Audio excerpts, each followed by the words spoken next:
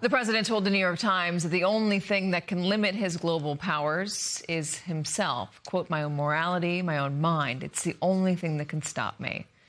So what about the rest of us?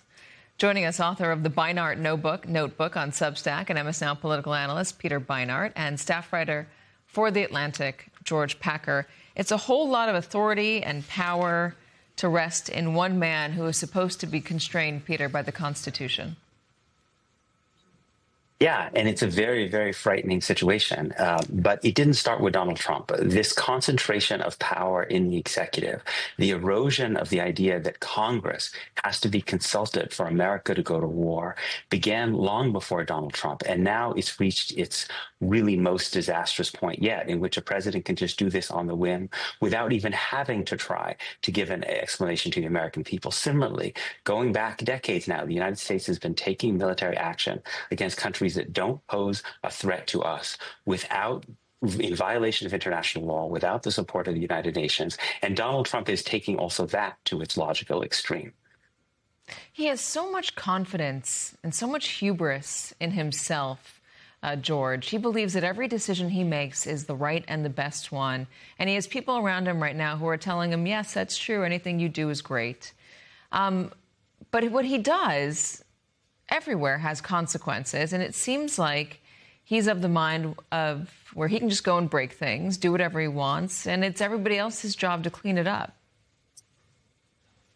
Yeah, there's, among other things, an unbelievable confidence in military power.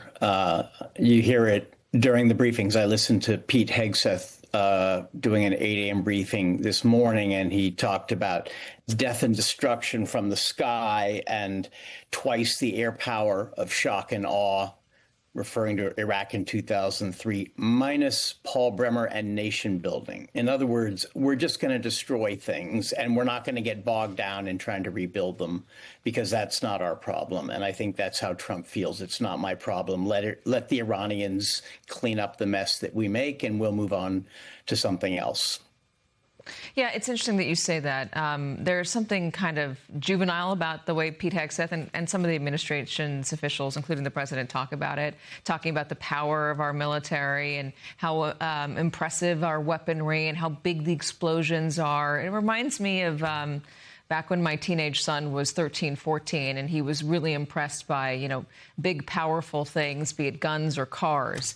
And they don't seem to have a lot of interest in the hard work of keeping things going, stabilizing, or spreading democracy, if that's the goal, or helping the people that they say that they are there to help. George, am I wrong about that? No, you're not at all wrong. They don't care about that. The four things that Caroline Leavitt listed as their goals: destroying the Navy, ballistic missiles, ending the proxies, and the nuclear program. No mention of the Iranian people, who were, in some of the president's statements, actually supposedly going to be the beneficiaries. And this is so tragic, Katie, because the Iranian people have a really dignified and powerful history of fighting for their own freedom, both against foreign intervention, foreign meddling, going back to 1953 and the CIA-sponsored coup, and against their own brutal regime. And they've paid such a high price, and generation after generation of young Iranians have had their lives blighted by this regime.